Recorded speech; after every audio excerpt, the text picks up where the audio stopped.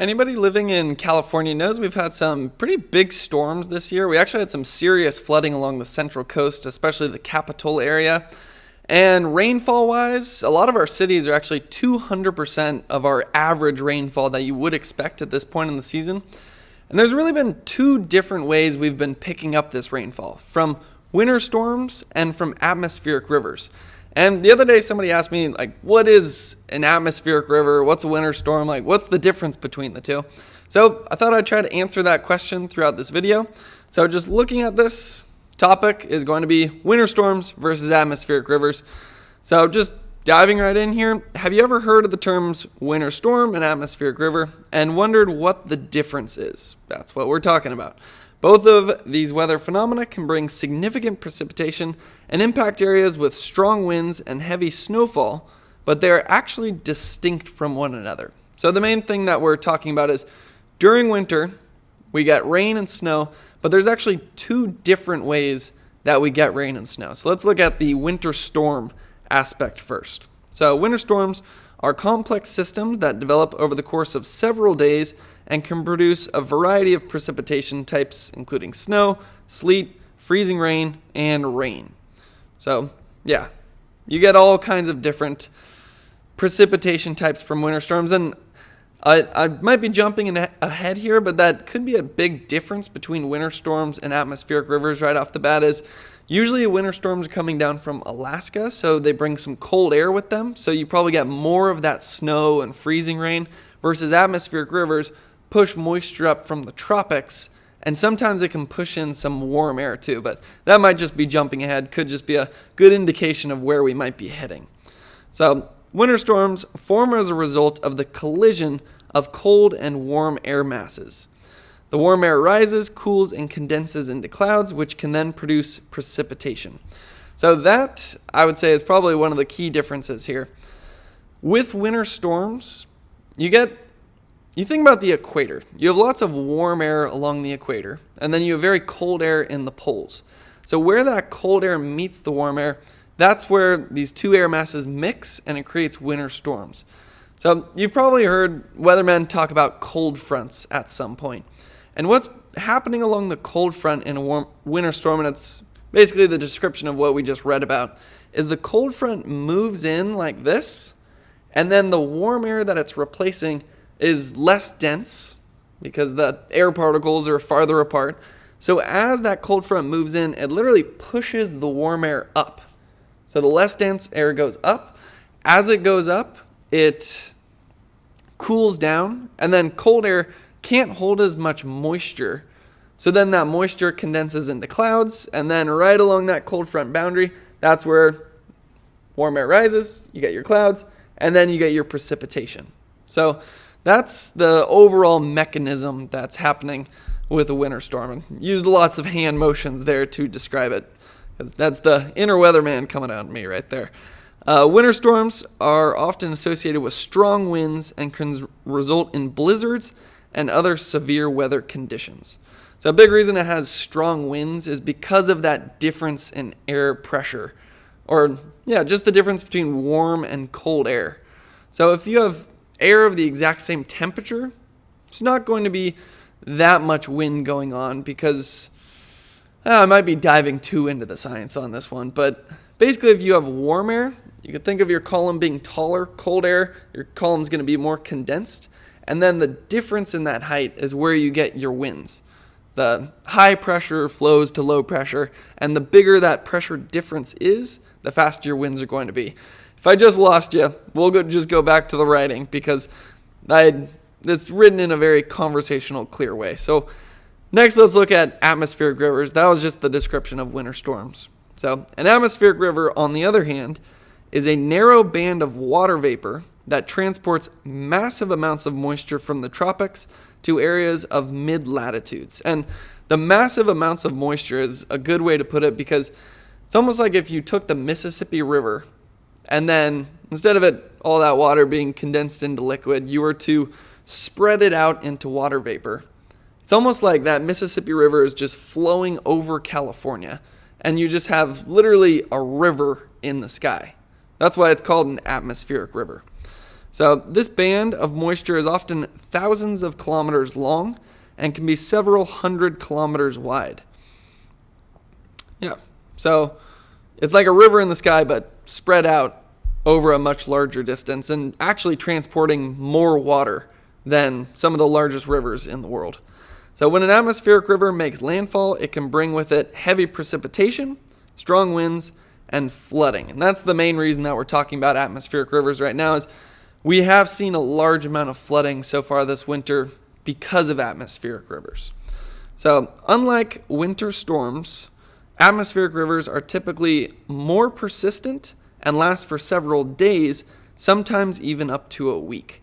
So how you can think about that is a winter storm, you have your low pressure, and it'll move through California, and then it just keeps moving. Usually it'll last maybe a day at the peak, and the intensity is really just as the cold front goes over your area. An atmospheric river, on the other hand, can almost just be like if somebody had a hose and they were just spraying it at California for multiple days at a time, and it just continues to funnel moisture for a number of days, and that's where you end up getting the flooding. And that's what we've seen this year in California. It wasn't exactly that any one storm dropped a massive amount of water. It was that we had multiple, I shouldn't say storms in this case. It wasn't that any atmospheric river dropped a ridiculous amount of water, but it was that we had multiple back-to-back, and they were long-lasting. So instead of new water being able to infiltrate into the soil became saturated, basically full of water. It's almost like a wet sponge. And then any new rain couldn't sink into that wet sponge. It just flowed off in the form of flooding. So how are they different? One key difference between winter storms and atmospheric rivers is their size and duration. Winter storms tend to be larger in size and more complex, with the potential to produce multiple types of precipitation. So that's what we were talking about earlier, how winter storms will have that colder air because it's usually coming down from Alaska, whereas sometimes with an atmospheric river, your temperatures can actually go up because it's funneling in a lot of moisture and warm air from the tropics.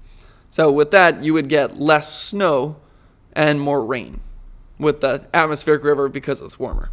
So winter storms tend to be larger in size, more complex, with the potential to produce multiple types of precipitation, strong winds, and other severe weather conditions.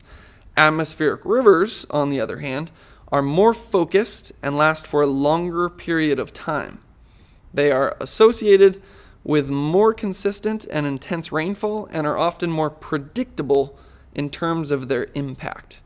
So, interesting that it says they're more predictable. I would say that's probably safe to say. With winter storms, you have the fronts moving through, you have the strong winds. A lot of times the front can end up being stronger than you expect, or the winds are stronger than you expect, or it creates some very large waves, so then you have the wave aspect. That's another thing we've seen this season.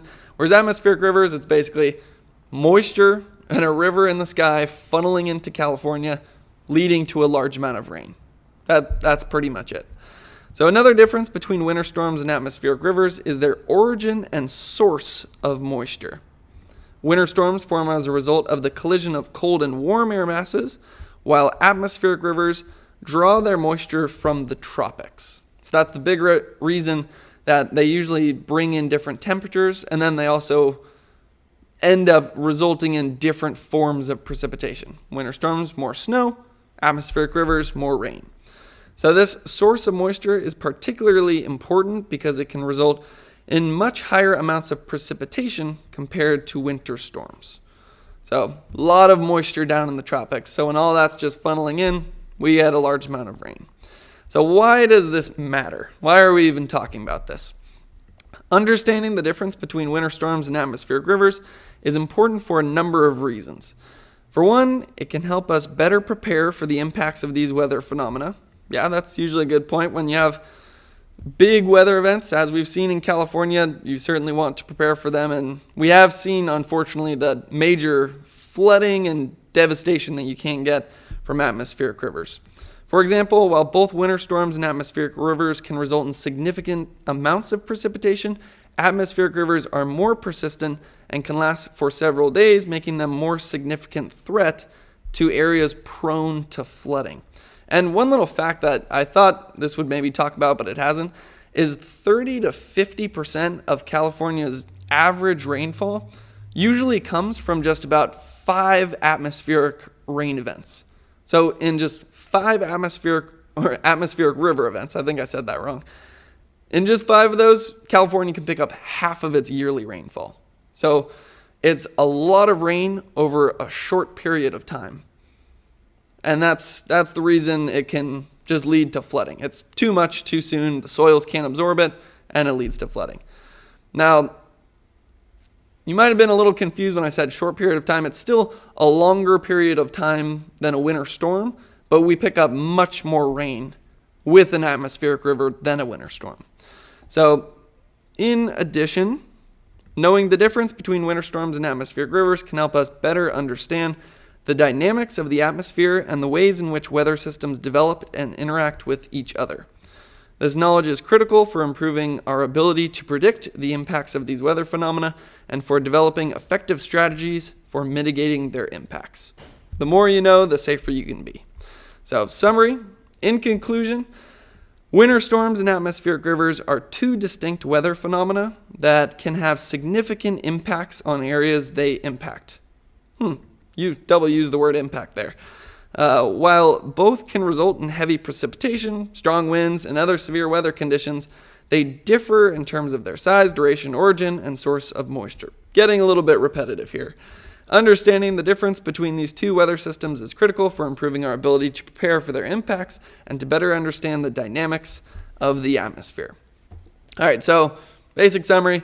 What's the difference between a winter storm and an atmospheric river? Winter storms typically form more up towards Alaska, and it's the combination of cold air meeting warm air. And at that cold front, warm air rises up, forms clouds, you get a lot of precipitation. And because it's coming from closer towards the poles, that's where it brings in colder air, so that precipitation can be in the form of more freezing rain, sleet, or snow. Now, atmospheric rivers, that's where moisture is basically just being funneled in from the tropics, so it can often be associated with warmer air, and because of that, you end up getting more rain, but it's a massive amount of rain, and because you're getting so much rainfall over such a short period of time, it can often lead to flooding, which is why it's very important that we're able to forecast these events correctly. So, hopefully we all learned something today about the difference between winter storms and atmospheric rivers. I'll be back tomorrow with the next weather question. Thanks for watching.